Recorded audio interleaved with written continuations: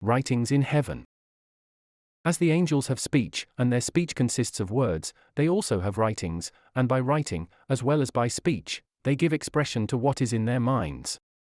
At times, I have had papers sent to me, traced with written words, precisely like manuscripts in the world, and others like printed sheets, and I was able to read them in a like way, but was allowed to get from them only an idea here and there, for the reason that it is not in accordance with divine order for man to be taught by writings from heaven, but he must be taught by means of the word only.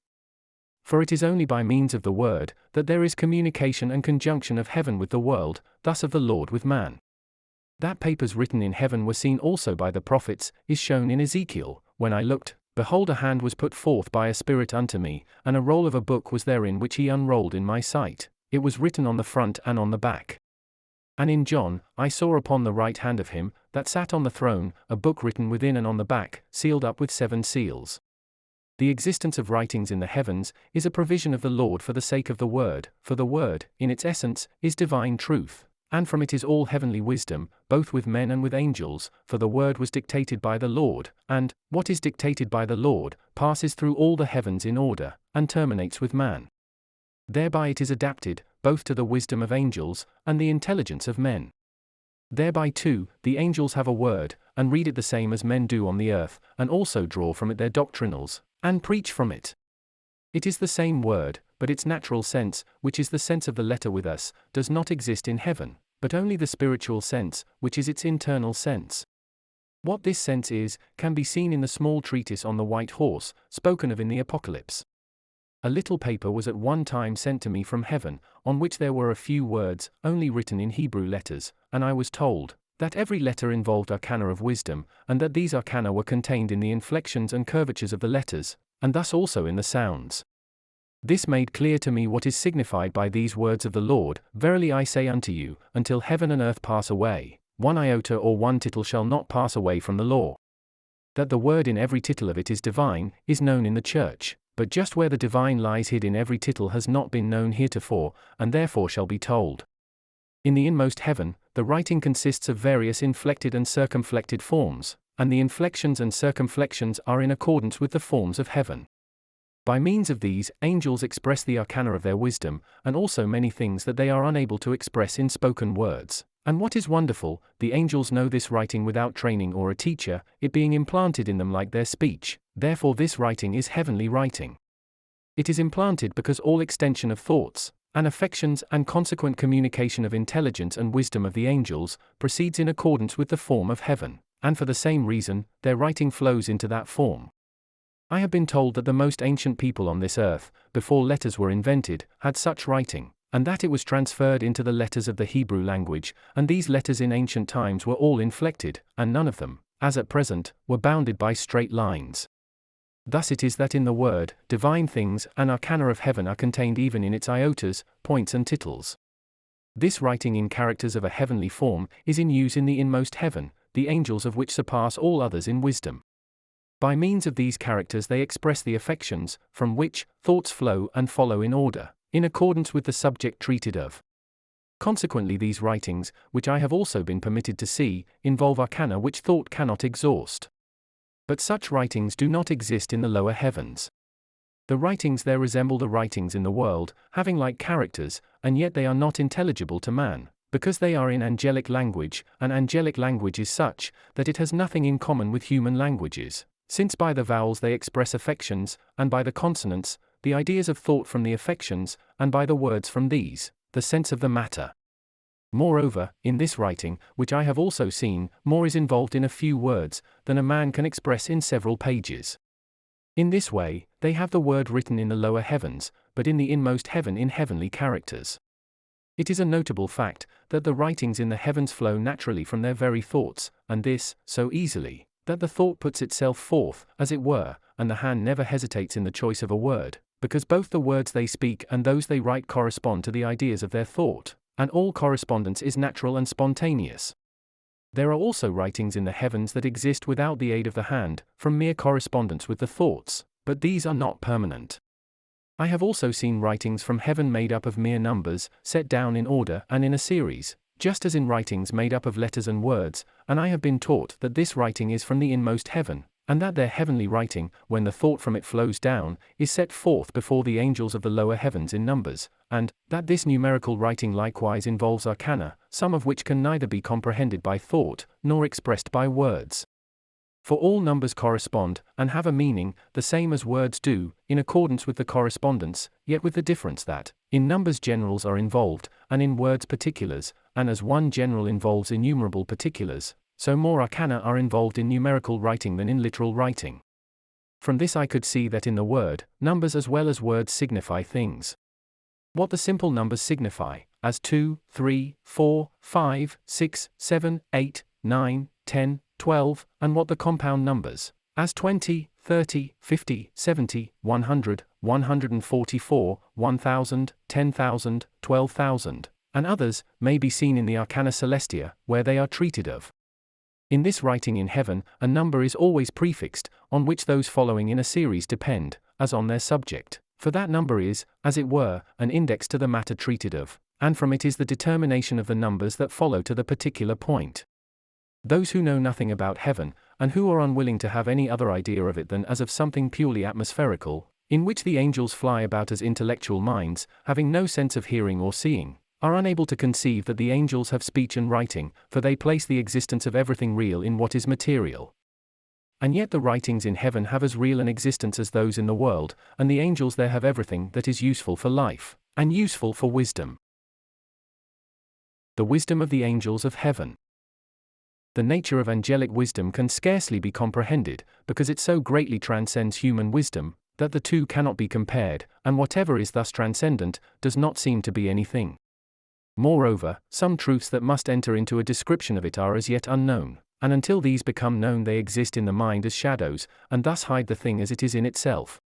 Nevertheless, these truths can be known, and when known be comprehended, provided the mind takes any interest in them. For interest carries light with it, because it is from love, and upon those who love the things pertaining to divine and heavenly wisdom, light shines forth from heaven and gives enlightenment.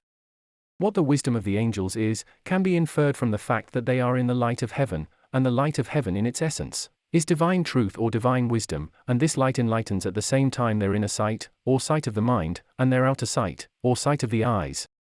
That the light of heaven is divine truth or divine wisdom may be seen above.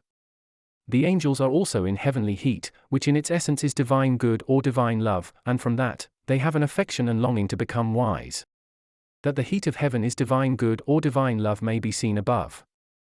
That the angels are in wisdom, even to the extent that they may be called wisdoms, follows from the fact that their thoughts and affections all flow in accordance with the heavenly form, and this form is the form of divine wisdom. Also that their interiors, which are recipients of wisdom, are arranged in that form. That the thoughts and affections of angels flow in accordance with the form of heaven, and consequently their intelligence and wisdom, may be seen above.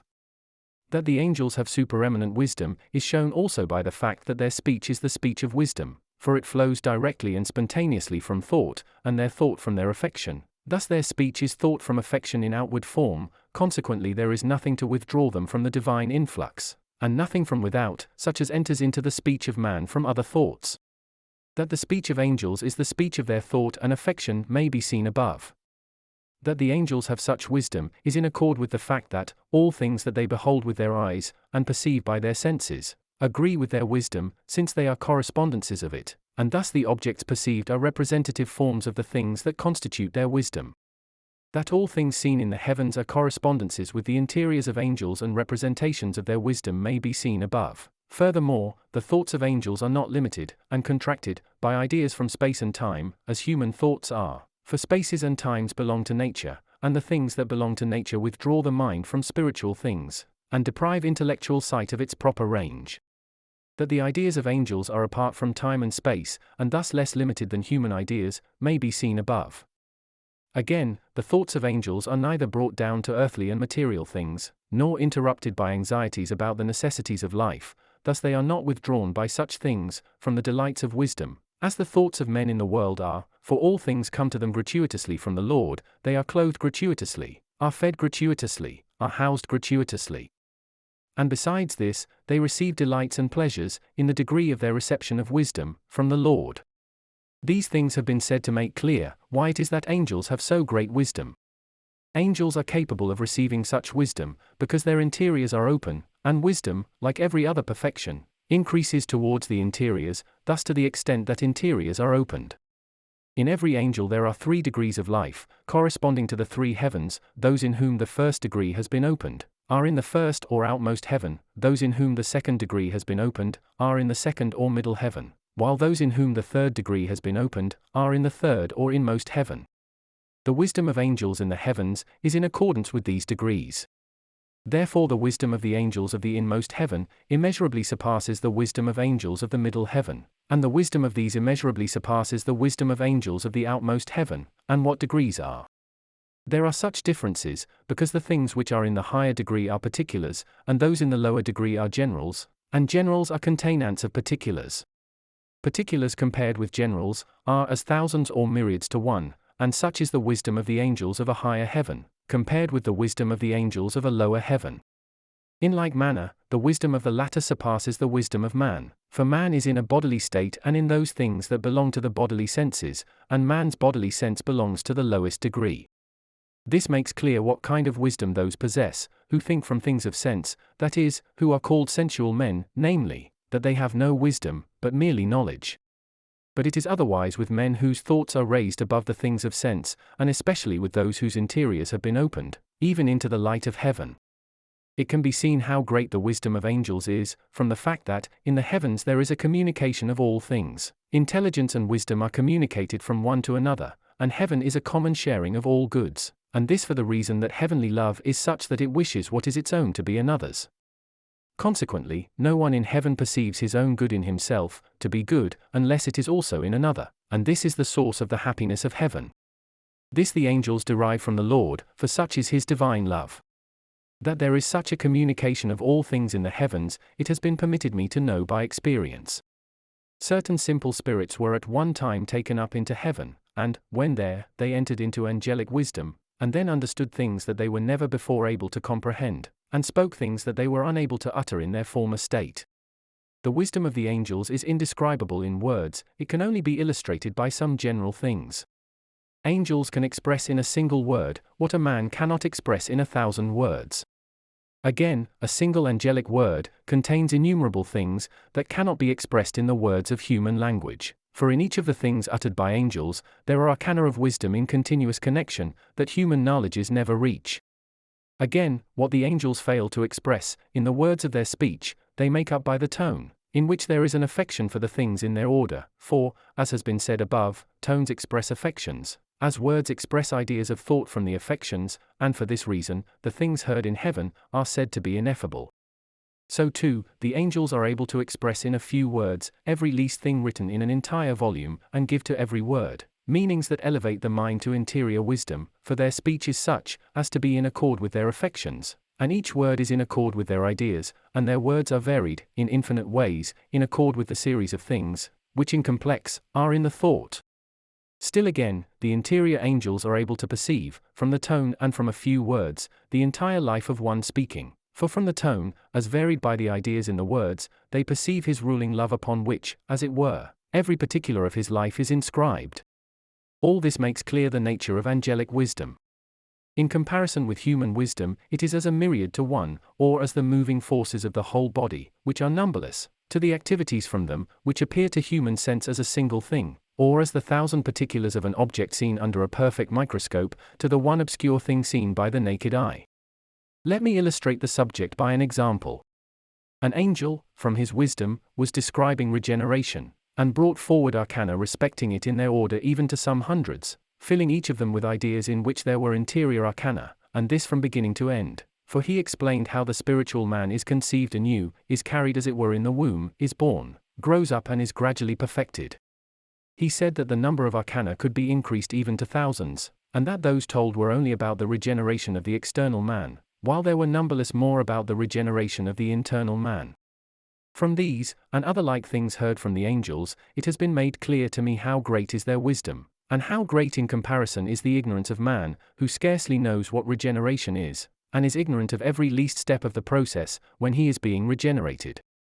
The wisdom of the angels of the third, or inmost heaven, shall now be described, and also how far it surpasses the wisdom of the angels of the first, or outmost heaven. The wisdom of the angels of the third, or inmost heaven, is incomprehensible even to those who are in the outmost heaven, for the reason that the interiors of the angels of the third heaven have been opened to the third degree, while the interiors of angels of the first heaven have been opened only to the first degree, and all wisdom increases towards interiors, and is perfected as these are opened.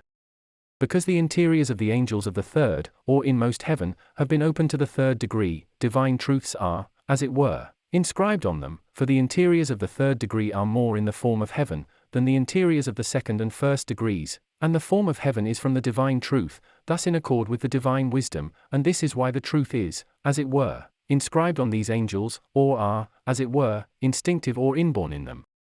Therefore, as soon as these angels hear genuine divine truths, they instantly acknowledge and perceive them, and afterwards see them, as it were, inwardly in themselves. As the angels of that heaven are such, they never reason about divine truths, still less do they dispute about any truth, whether it is so or not, nor do they know what it is to believe, or to have faith. They say, "What is faith? For I perceive and see that a thing is so." This they illustrate by comparisons, for example, that it would be as when any one with a companion, seeing a house and the various things in it, and around it, should say to his companion, that he ought to believe that these things exist, and that they are such as he sees them to be, or seeing a garden and trees and fruit in it, should say to his companion that he ought to have faith that there is a garden, and trees and fruits, when yet he is seeing them clearly with his eyes. For this reason, these angels never mention faith, and have no idea what it is, neither do they reason about divine truths, still less do they dispute about any truth, whether it is so or not. But the angels of the first, or outmost heaven, do not have divine truths thus inscribed on their interiors, because, with them, only the first degree of life is opened, therefore they reason about truths, and those who reason see almost nothing, beyond the fact of the matter about which they are reasoning, or go no farther beyond the subject, than to confirm it by certain considerations, and having confirmed it, they say that it must be a matter of faith and must be believed. I have talked with angels about this, and they said that, the difference between the wisdom of the angels of the third heaven, and the wisdom of the angels of the first heaven, is like that between what is clear, and what is obscure, and the former they compared to a magnificent palace full of all things for use, surrounded on all sides by parks, with magnificent things of many kinds round about them, and as these angels are in the truths of wisdom, they can enter into the palace and behold all things, and wander about in the parks in every direction, and delight in it all. But it is not so with those who reason about truths, especially with those who dispute about them, as such do not see truths from the light of truth, but accept truths, either from others, or from the sense of the letter of the word, which they do not interiorly understand, declaring that truths must be believed, or that one must have faith, and are not willing to have any interior sight admitted into these things. The angels said that such are unable to reach the first threshold of the palace of wisdom, still less to enter into it and wander about in its grounds, for they stop at the first step.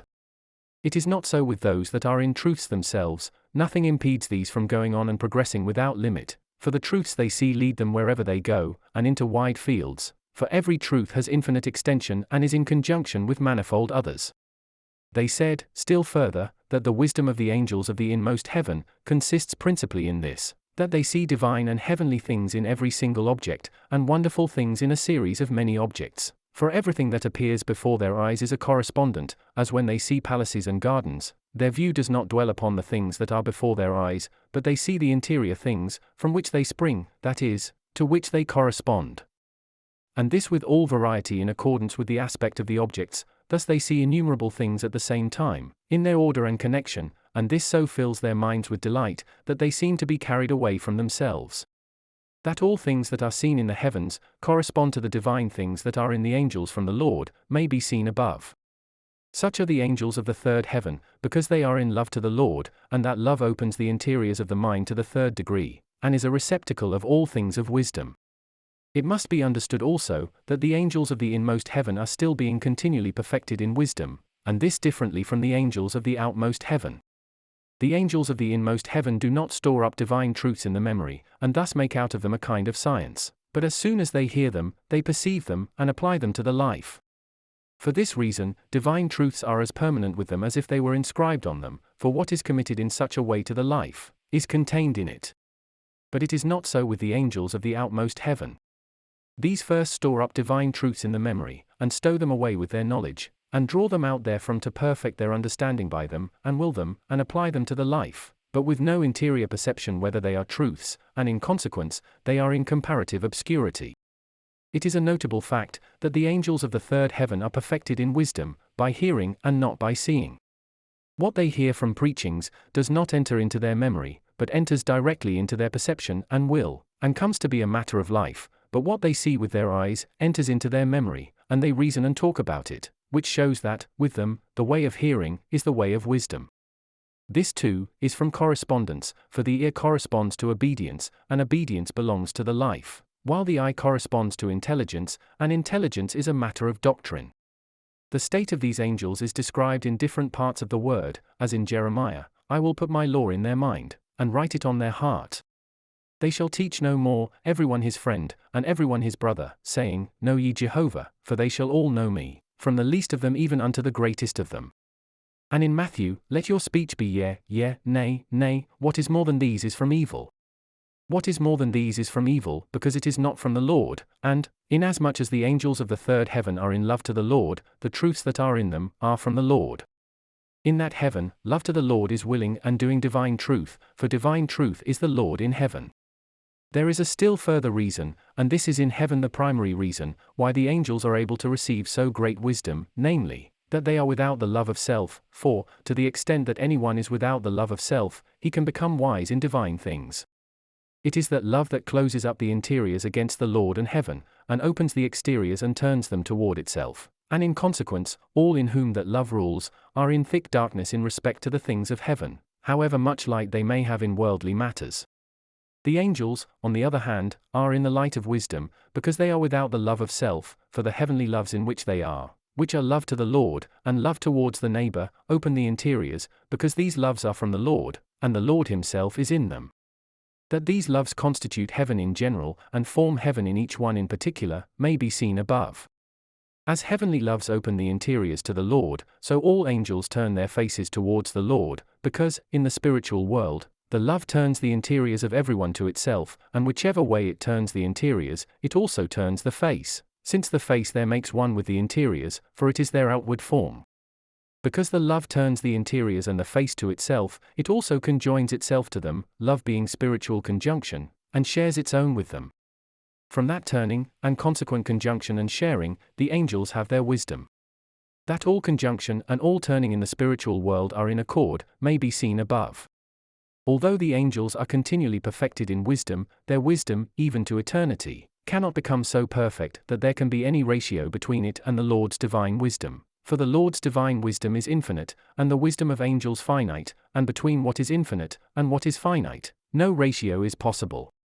As it is wisdom that makes the angels perfect and constitutes their life, and as heaven, with its goods, flows into everyone in accordance with his wisdom, so all in heaven desire and hunger for wisdom, much as a hungry man hungers for food. So too, knowledge, intelligence, and wisdom are spiritual nutriment, as food is natural nutriment, and the one corresponds to the other.